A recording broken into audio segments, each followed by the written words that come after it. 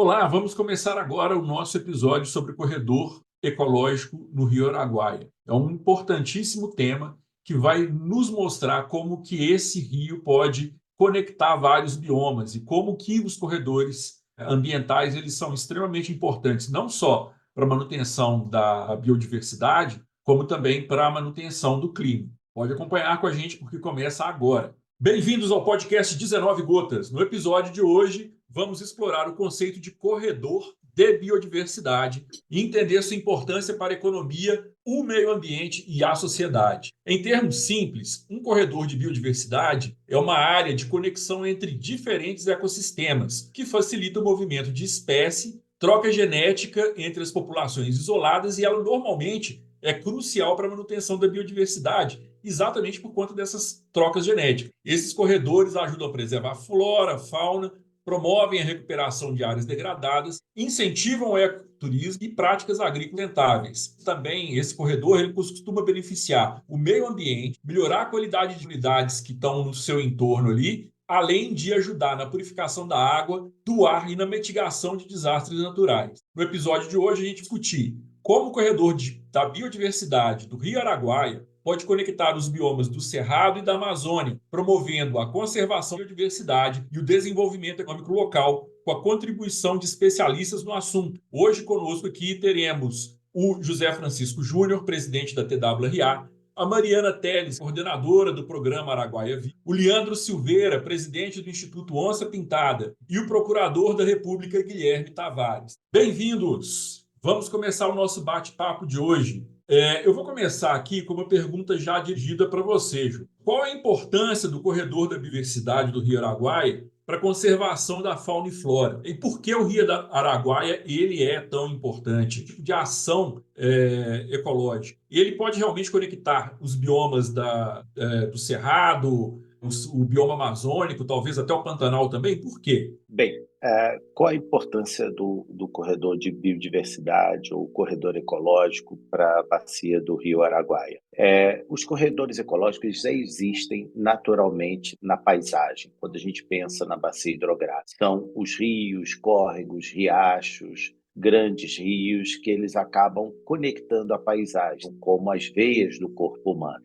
Quando a gente imagina um corredor para o Rio Araguaia, em que o Rio Araguaia conecta diferentes subbacias hidrográficas, permite a conexão dessas várias regiões dentro do Cerrado e nessa transição que o Cerrado tem a partir do Rio Araguaia e do Rio Tocantins em direção à Amazônia. Então, a gente teria uma grande oportunidade com esse corredor de biodiversidade, conectando esses dois biomas que estão sofrendo, sobretudo nessa transição. Cerrado é um arco do desmatamento naquela região, minimizar esses efeitos e conectar paisagens que já existem dentro desse território e que já são preservadas. As áreas que a gente chama de zonas ripárias ou zona marginal, ou mata ciliar, mata ripária, essas áreas já são, pela legislação, áreas de proteção permanente. Então, o que a gente quer é deixar elas mais bem preservadas e conectar com outros remanescentes vegetais. E o que a gente precisa é formalizar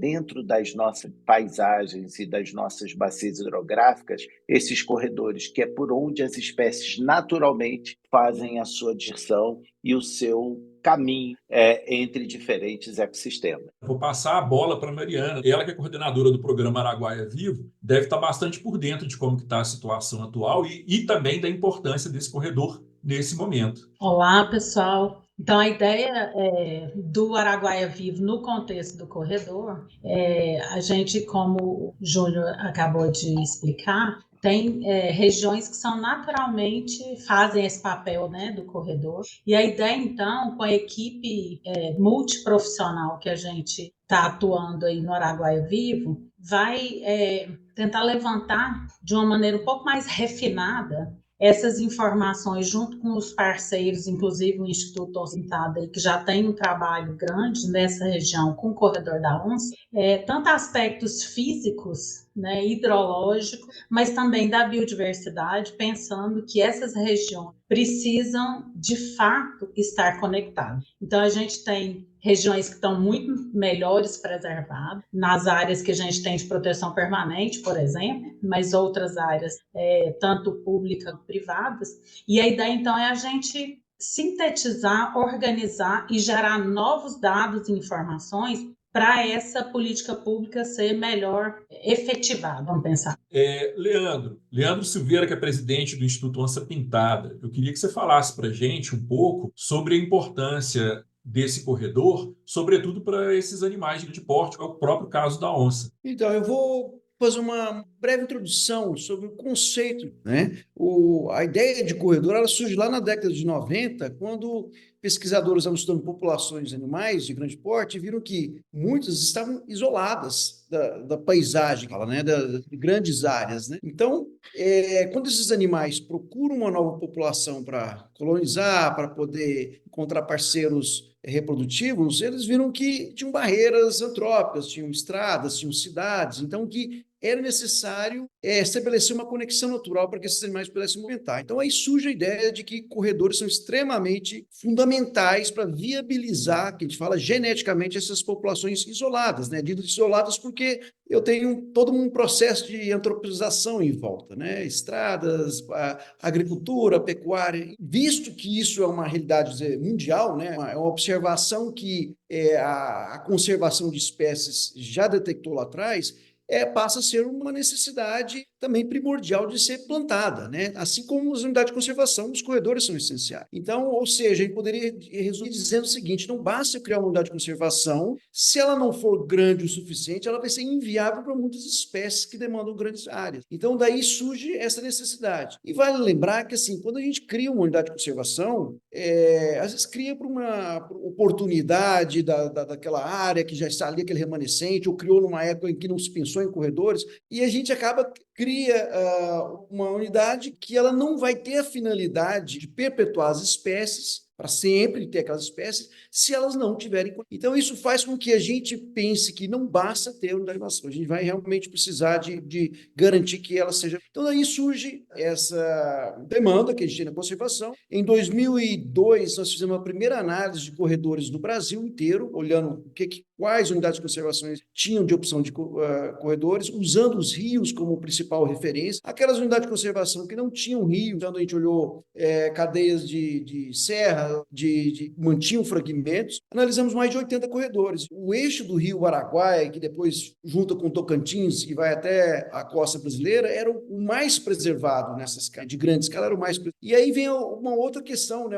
A parte conceitual de localizar um corredor, vamos dizer assim, até relativa. Claro, é fácil detectar isso. O difícil passa a ser viabilizar isso quando você fala em grande escala. Por quê? Porque nós estamos falando de terras privadas, nós estamos falando de áreas que estão consolidadas, agricultura, pecuária, tem cidades no caminho, povoados. Então, aí que passa a ser um grande desafio, porque eu estou trabalhando com pessoas que estão já ali estabelecidas. A gente costuma dizer, identificar o corredor é fácil, garantir que ele se mantenha como um corredor, que se melhore como um corredor, que passa a ser nosso grande desafio. E daí que surge toda essa ideia, né, juntar atores, tantos segmentos da sociedade em prol do corredor. O desafio envolve todo mundo. Então, eu diria que hoje o Rio Araguaia tem essa vantagem de se instalar, já está funcionando, tem que ser melhorado? Tem que ser melhorado em vários pontos do seu tamanho de neuro. Então, a gente tem que usar o nosso melhor na questão de gestão de paisagem, que é essa articulação com todo lugar nessa área. Então, é esse desafio que a gente tem pela frente, mas é um bom desafio, porque o corredor está lá. Nós não estamos falando de fazer um corredor, nós estamos falando de manter um corredor. Nessa perspectiva aí, eu vou perguntar para o Guilherme Tavares, até pelo seguinte: nós temos uma questão que ela é da ocupação das pessoas que estão ali, mas a gente tem uma percepção já do governo, e uma vez que existe uma lei que já prevê esse corredor. Mas quando a gente tem essa ideia de tem uma lei que prevê, a gente tem que saber também como que o governo encara a importância desse tipo de corredor, tanto do ponto de vista legal quanto do ponto de vista político. É óbvio que quando eu estou falando política aqui, eu não estou falando de política partidária, né? Mas de política republicana, do exercício da cidadania. Aí eu acho que o Guilherme pode falar um pouquinho para a gente desse exercício da cidadania nessa visão da importância desse tipo de corredor. O desafio que o Leandro colocou, eu acho que é o desafio próprio do direito ambiental, né? Nós estamos em permanente convivência entre essa tensão entre desenvolvimento econômico e preservação ambiental. Esse tensionamento ele vem até da nossa Constituição, lá em 88, nós, enquanto povo, definimos um texto e esse texto trouxe ali o meio ambiente ecologicamente equilibrado em convivência com a livre iniciativa, com o desenvolvimento econômico. E fazer um corredor esbarra nessa perspectiva, onde a gente tem que promover a conservação ali das APPs, das áreas de reserva legal, das unidades de conservação, ao mesmo tempo que há um empuxo muito forte do agronegócio, do desenvolvimento e exploração do uso daquelas propriedades. Então, esse confrontamento, na nossa perspectiva, ele precisa ser revisto, não numa ideia de tensão, mas de aproveitamento desse ativo verde para agregar no desenvolvimento econômico. Então, na nossa perspectiva, acho que essa é uma das formas da gente consolidar esse corredor. Nós temos um marco normativo muito importante no Código Florestal, na própria Constituição, na Lei de Prestação de Serviços Ambientais, que nos dá a base jurídica para poder reconhecer algo que já existe. Nós temos no corredor uma área de preservação permanente relativamente conservada, nós temos unidades de conservação que estão implementadas ali já no corredor e que a gente precisa, de fato, promover alguns ajustes para que isso se torne realidade. Na perspectiva do Ministério Público Federal, o reconhecimento desse corredor é importante para a gente atuar junto às políticas públicas, ampliando o que já existe. De que modo? Nós temos a área de preservação permanente no Código Florestal, nós temos as áreas de reserva legal também no Código Florestal. Esse mesmo normativo legal diz que a localização das áreas de reserva legal, elas têm que ser conectadas com a área verde. Então, o que temos que fazer? Promover no sentido de conectar essas áreas, e assim beneficiamos toda a cadeia ecológica, mas também beneficiamos aquela ideia do desenvolvimento econômico. Então, é uma mudança de perspectiva que eu acho que começa, que é a chave para a gente enfrentar esse desafio, né? Entender esse ativo verde como agregador no desenvolvimento econômico. Acho que começamos por aqui. Guilherme, eu vou aproveitar que você tocou nesse assunto e já perguntar como é que o uso e ocupação do solo, né, ele pode impactar a segurança jurídica de fazendeiros, agricultores, pequenos produtores, inclusive. Qual que é a implicação que isso traz para eles? E você falou que traz muitos benefícios também, né? Que tipo de benefícios que a implantação desse corredor pode trazer? Então, já são duas perguntas, ainda vou para a terceira. A terceira pergunta ele se encaixa na categoria do PSA, daquele pagamento por serviços ambientais?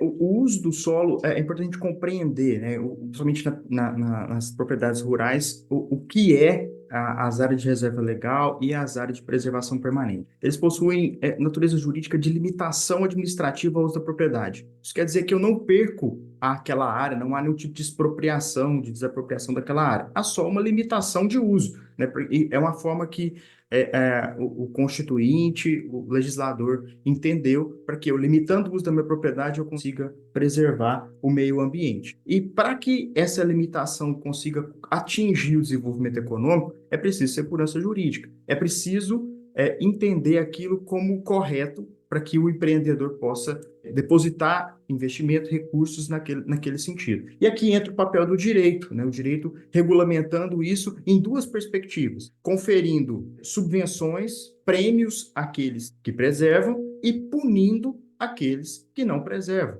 Então, nós temos duas ideias de trabalho. A primeira, em prêmios, a Lei 1419 de 2021 criou o pagamento de serviços ambientais. E agora, em 2023, houve uma mudança importante que proporcionou o pagamento de recursos com recursos públicos, premiando aqueles que promovem a conservação. Isso é perfeitamente aplicável dentro do corredor do Araguaia. Na perspectiva punitiva, é aquela que nós já conhecemos, fiscalização ambiental, com multa, com responsabilização civil e até criminal. Então, é nessas duas ordens de ideias que eu acho que nós também conseguimos avançar na ideia desse tensionamento do desenvolvimento sustentável. No Ministério Público Federal, né, o Ministério Público Federal constituiu um grupo de trabalho na 4ª Câmara de Coordenação e Revisão, priorizando esse trabalho de modo a induzir políticas públicas e também coordenar ações de fiscalização para efetivar esse intento que eu disse aqui. Leandro, você já deve ter visto várias formas da aplicação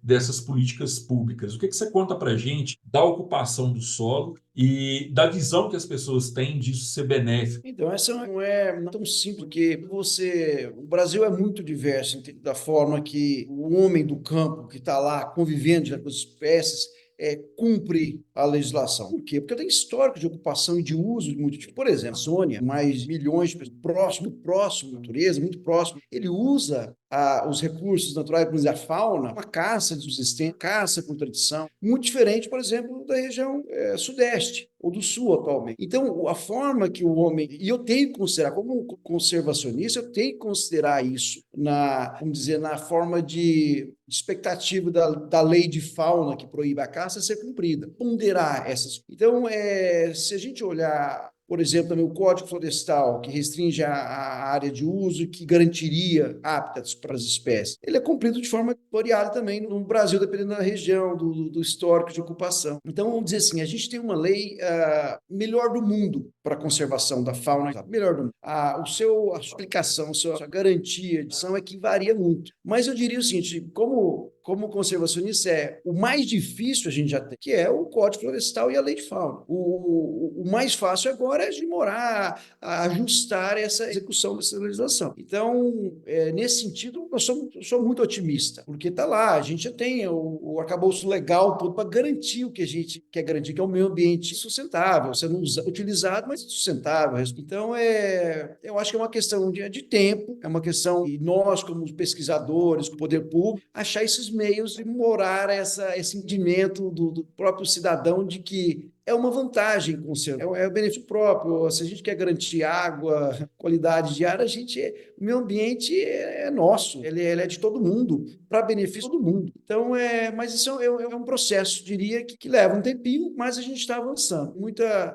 experiências positivas que visto, mas a gente também sabe que a gente tem que levar em consideração as culturas, pelos biomas, de como que as pessoas enxergam o uso da fauna especificamente e a relação com a fauna. Isso a gente tem que levar em consideração. Então, vamos dizer, querer impor regras no Brasil tão diverso, em alguns pontos é uma covardia, para algumas culturas, eu diria uma forma injusta, em outras, então a gente tem que avaliar isso com critério, com muita atenção para a gente não cometer injustiças ambientais com essas populações. Mas só para dizer que é bem diversa. A nossa lei é para um país de escala continental, mas que uma diversidade de culturas em termos de uso no ambiente muito grande. Cuidado para não ser injusto. Para a gente não ser injusto, a gente ter, no mínimo, alguns para poder ter uma noção do que está acontecendo naquele ambiente. Né? Eu acho muito disso você tentar tomar decisões sem conhecimento sobre aquilo. Eu queria que a Mariana comentasse. Então, acho que tem tudo a ver com o que a gente está promovendo aí, né, no Araguaia Vivo,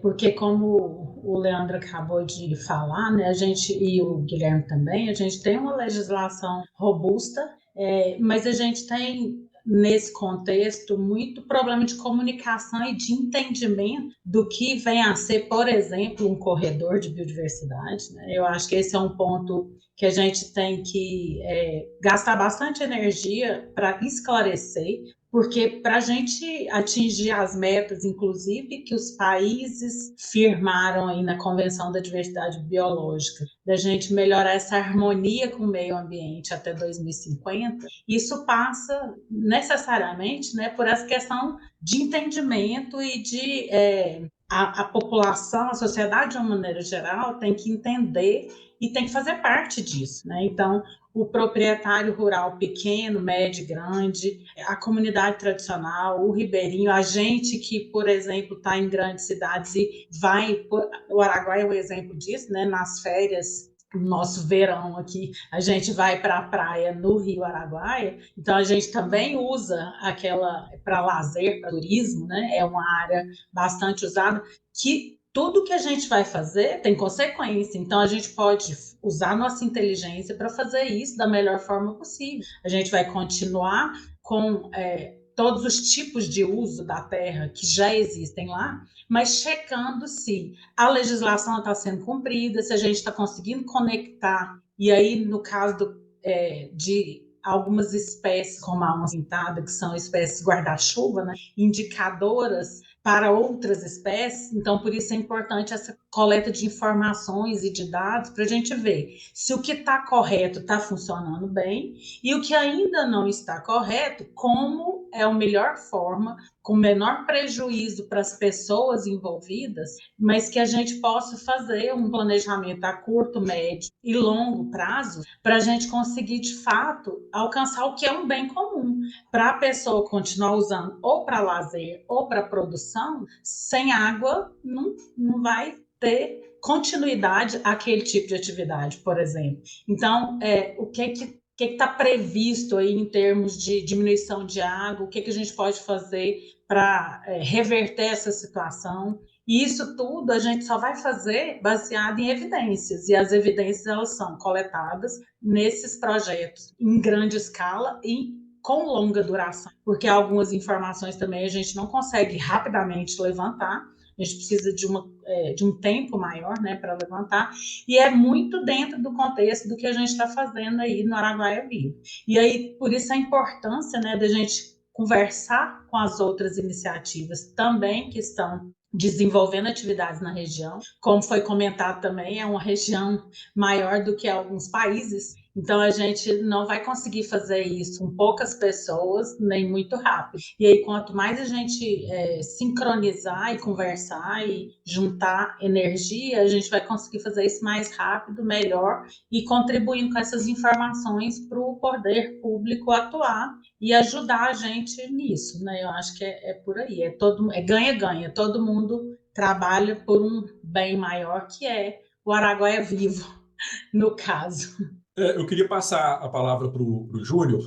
Eu sei que tem uma série de pontos para você alinhavar, Júnior, mas uma coisa, dentre esses pontos que eu queria que você falasse, que eu sei que a sua é uma coisa que tem conhecimento, é sobre o PSA e a forma que as pessoas têm, né? O que a pessoa tem que fazer para conseguir correr atrás desse tipo de incentivo? Eu acho que a discussão ela é longa. O Leandro, o Guilherme e a Mariana falaram uma questão muito importante. Quando se fala de pagamento de serviço ambiental, se você não tiver a sociedade envolvida, não existe esse atributo. Então, quando a gente faz um programa como esse, a gente quer trazer informação, e não é um viés político, é apenas um viés informativo, para as pessoas entenderem que, número um, conservar, como diz, é uma vantagem, não é para um governo ou para um organismo ou uma organização, é uma vantagem para o cidadão, porque diversos estudos sobre o Araguaia, a gente vai chegar ao pagamento de serviço ambiental, mas diversos estudos sobre o Araguaia têm mostrado, nos últimos 35, 40 anos, um estudo recém da Nature Communication, mostrando que nunca esteve tão seco o centro do Brasil como nos últimos 700 anos, está demonstrando que esse fenômeno, que foi dos últimos 50 anos da agricultura, em que as pessoas imaginavam que poderiam usar aquele território da melhor forma, e ninguém está aqui dizendo que a culpa é do agronegócio ou da agricultura, não é disso que está tratando, foi a forma econômica que essa região do Brasil se envolveu. Neste momento, o que a gente precisa é organizar melhor. O que está sendo dito e debatido é uma forma de organizar. E aqui eu abro um parênteses e vou fechar rapidamente, Rodrigo. Qual é a diferença de economia para ecologia? Por incrível que pareça. Duas palavras, sim, que parecem muito distantes. Economia, organização da casa. Ecologia, estudo da casa. O que a Mariana está falando, estudar a casa, levantar informação junto com o Leandro, e o que o Guilherme colocou, é a organização da casa. Chama-se economia. O que a gente precisa nesse momento é estancar essa sangria e reverter esse processo em que, se o Cerrado seca, se o Rio Araguaia seca, não existe agronegócio, não existe valor para a terra dos proprietários rurais, porque a propriedade rural só tem valor se ela tiver água, se ela tiver condições de fazer a plantação, se ela tiver condições de obter água, se não for de um rio, que é o mais barato e o mais eminente, é ter água do solo, que ela precisa da chuva para infiltrar. Então, se não trata bem, e diga-se de passagem, o agricultor familiar, o médio agricultor, ele sabe do poder dos serviços ambientais. O único cuidado que a gente tem é com o que a gente chama de agronegócio, o grande produtor, não com o aspecto econômico, mas sim com aquelas pessoas que não têm o amor à terra, que vão explorar aquele território. O dia que aquele território não tiver mais nenhuma forma de explorar, eles vão embora e deixam o território estragado para o poder público ou para aquela sociedade vive da terra cuidar de algo que já está estragado. Então é disso, é esse cuidado, é essa organização que a gente precisa. Como se faz isso? O pagamento de serviço ambiental foi a forma que o legislador encontrou de remunerar, de premiar aqueles que vão deixar uma parte da sua terra. Eu, no outro dia, estava vendo no documentário que as pessoas falavam de reserva legal como se... E o exemplo do reducionista, que a reserva legal seria como você ter o seu apartamento de 100 metros quadrados e deixar 20% do seu apartamento para as baratas, os ratos, etc. Esse é um exemplo completamente equivocado, né? Não cabe isso. A reserva legal não é deixar para algo que não tem valor, é algo que tem muito valor, inclusive para o proprietário, porque é aquela área onde a chuva vai infiltrar, que é o serviço ambiental, é aquela área onde tem os olhos da nascente, aonde vai fluir a água, é naquela área onde tem os polinizadores que ajudam muito na agricultura. Então, a reserva legal, ela tem um serviço ambiental. E se o produtor rural guarda esse serviço, é uma forma dele gerar economia, não só para a sua própria propriedade, porque ele vai precisar tratar menos o solo, ele vai precisar gastar menos a obtenção de água, mas ele pode, do poder público, do que a sociedade entende dentro de um valor econômico, remunerar aquele proprietário rural. Então, ele ganha duas vezes. Ele não ganha uma vez, ele ganha duas vezes, ele ganha dobrado, se ele tiver o que a gente chama de boas práticas. Então, é disso que se trata o pagamento de serviços ambientais. Isso vai diminuir, inclusive, o custo operacional do agricultor. Quando ele entender isso, ele vai ser o maior aliado. Porque, como muito bem o Leandro e o Guilherme falaram do arcabouço legal, o arcabouço legal ele é muito bom. Ele pode ser aperfeiçoado, mas ele é muito bom. A gente já tem um ponto de partida muito bom. O que precisa é a sociedade se convencer disso. E ela sendo convencida nos anos a partir de mentiras, a partir de coisas que não correspondem à realidade dos fatos. No momento que ela entender isso, a conservação no Brasil ela ganha velocidade, porque as pessoas vão querer preservar, não só pela beleza cênica, mas pelos valores econômicos que eles podem ter. Então, é esse pagamento que está previsto já em lei por esses serviços. As pessoas que mantiverem vão receber e vai ficar mais barato o uso da sua terra. E ela ainda tem ali uma série de outros atributos pouco conhecidos quanto exploração de biodiversidade, dos ativos da biodiversidade, né, em termos de produção de fármacos, produções até alimentares e que poderiam ser usadas e manejadas para que o agricultor tivesse da terra. Sem falar do turismo, né? Porque se você tem uma bela área no seu terreno, você ainda consegue ter um turismo ecológico. Então, assim, existem uma série de fatores, Rodrigo, para sintetizar, que o que a gente está discutindo aqui é uma vantagem para o agricultor, né? Aquele que está com medo de participar de um programa como esse é por falta de conhecimento. E a culpa não é dele, é obrigação nossa explicar. E nós estamos dispostos a explicar. O que a gente precisa agora é que eles entendam e que entre nesse debate, nessa conversa e ajude. Porque o Leandro falou muito bem. Se a população não estiver convencida, se ela estiver achando ainda que vai ser as decisões vão ser no poder da chibata, de gerar prejuízo, gerar dano, gerar desgosto para aquele cidadão, não vai ter nenhuma ação efetiva, não vai ter sucesso. Então, o que a gente precisa é trazer essas pessoas para o debate, elas entenderem que podem ter vantagens para a sua remuneração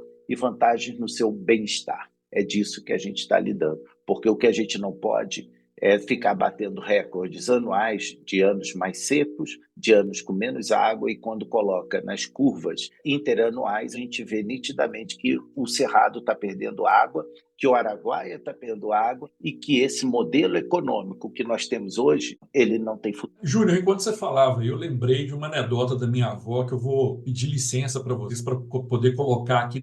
Então, o nosso papo aqui hoje, ele não está girando, na realidade, diante de uma questão entre preservar meio ambiente ou plantar. O que está em jogo aqui é se a gente vai matar ou não a galinha dos ovos de ouro. Quer dizer, eu tenho meu ovo de ouro ali na minha plantação, na minha propriedade rural. Mas se eu ocupo, se eu exploro aquilo ao máximo, se eu passo naqueles 20% que a PSA ela prevendo, eu estou, na realidade, matando a minha galinha. Eu posso até ter um lucro imediato mais alto, mas eu não garanto perenidade do que estou fazendo. Falei alguma bobagem? Sim, eu vou ser rápido, é o resumo do que eu falei.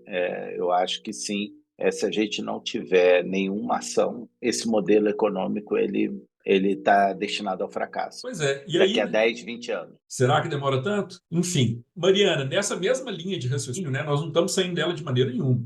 Qual que é a perspectiva de desenvolvimento econômico para cidades e comunidades ao longo do corredor da biodiversidade, ao longo do tempo? Eu sei que o projeto do Araguaia Viva ele já prevê algumas questões, porque ele não foi planejado somente para trabalhar a perspectiva da preservação ambiental. Aliás, ele nem trabalha a perspectiva de preservação, e sim de conservação, o que significa que ele prevê que as pessoas estejam ali usufruindo daquele ambiente. Então, qual que é a perspectiva de desenvolvimento econômico para as cidades e comunidades ao longo desse corredor de biodiversidade? Que oportunidades são essas? Bom, acho que a ideia, Rodrigo, na perspectiva de que foi planejada dentro do Araguaia Vivo, é a gente conservar para desenvolver, né? Não é uma coisa ou outra, ao contrário disso. Só que, como o Leandro pontuou muito bem, a gente tem uma heterogeneidade muito grande, né, não só em termos de país,